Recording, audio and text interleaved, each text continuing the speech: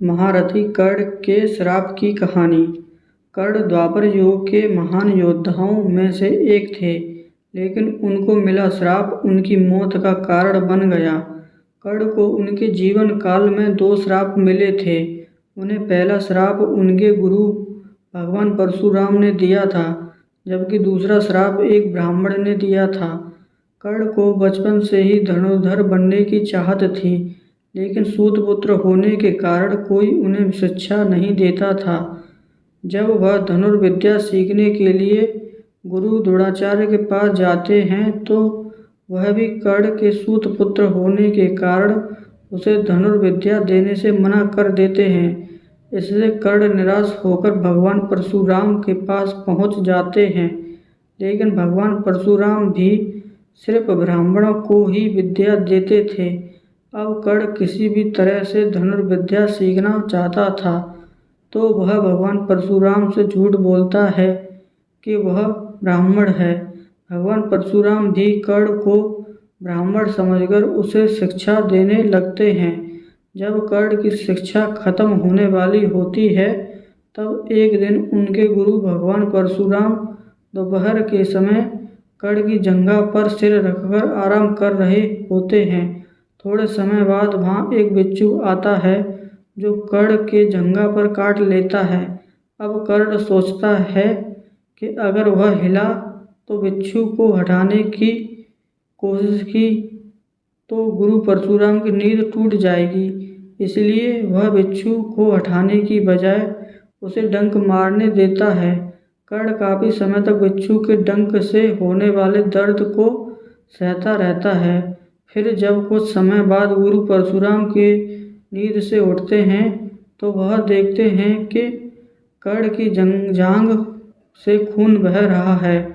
यह देखकर भगवान परशुराम गुस्से से कहते हैं, इतनी सहनशीलता सिर्फ किसी क्षत्रिय में ही हो सकती है। तुमने मुझसे झूठ बोलकर ज्ञान हासिल किया है, इसलिए मैं तुम्हें श्राप देता हूँ कि जब भी तुम्हें मेरी दी हुई विद्या की सबसे ज़्यादा ज़रूरत होगी, उस समय वह काम नहीं आएगी। इससे निराश होकर कर्ण अपने गुरु से कहता है कि वह स्वयं नहीं जानता कि वह किस वंश और किस कुल का है। ऐसे में वह सारी बातें अपने गुरु परशुराम को बताते हैं। यह जानने के बाद भगवान परशुराम को श्राप देने पर पछतावा होता है, लेकिन दिया हुआ श्राप वापस नहीं लिया जा सकता था। इसलिए वह अपना विजय धनुष कर्ण को वरदान के रूप में देते हैं।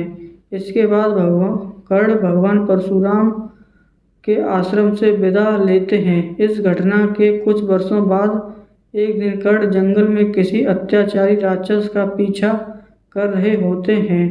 वह राक्षस को निशाना बनाते हुए उसे मारने के लिए बाण चलाते हैं, लेकिन राक्षस अचानक गायब हो जाता है और कर्ण का बाण दलदल में फंसी एक गाय को लग जाता है।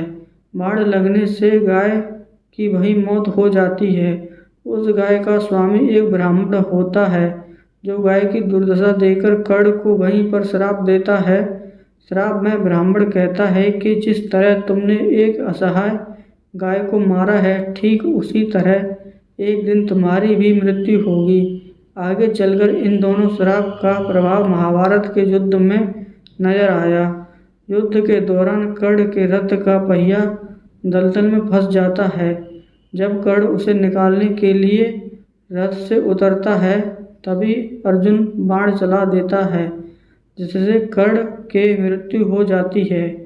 कर्ण की मृत्यु के बाद अर्जुन को पता चलता है कि कर्ण तो उनके बड़े भाई थे। तब अर्जुन फूट फूट कर रोने लगते हैं और कहते हैं कि मैंने अपने ही बड़े भ्राता को मार दिया। अब यह दुनिया मुझे अपने बड़े भाई का हत्यारा कहकर पुकारेगी। तब भगवान श्री कृष्ण कहते हैं, हे पार्थ, यह तुमने कोई अन्याय नहीं किया है। तुमने एक पवित्र आत्मा को मुक्ति दी है। कर्ण ने यह मृत्यु अपने आप स्वीकार की है, न कि तुम्हारे बाण से। कर्ण की मृत्यु हुई है तो इसलिए तुम अपने आप को दोषी मत ठहराओ। महारथी कर्ण को पहले से ही पता था कि इस युद्ध में उनका इसी प्रकार अंत होगा। फिर भी वह इस युद्ध में कौरवों की ओर से लड़ रहे थे, इसलिए तुम अपने अश्रु मत बहाओ। तब अर्जुन की सारी बात समझ में आती है और वह अपने बड़े भाई कर्ण के पैर छूकर उन्हें प्रणिपात करते अंतिम विदा कर देते हैं और कर्ण अपने सारे द्वेष भूलकर माता कुंती को क्षमा कर देते हैं। तब माता कुंती उनके जन्म की पूरी कहानी बताती है कि कैसे उन्होंने बाल्यावस्था में भगवान सूर्यदेव का स्मरण करके उनसे पुत्र रत्न की प्राप्ति की थी। थैंक यू दोस्तों, धन्यवाद। अगर आपको हमारी वीडियो अच्छी लगी है तो लाइक करें, शेयर करें और चैनल को सब्सक्राइब करें। थैंक यू दोस्तों, धन्यवाद।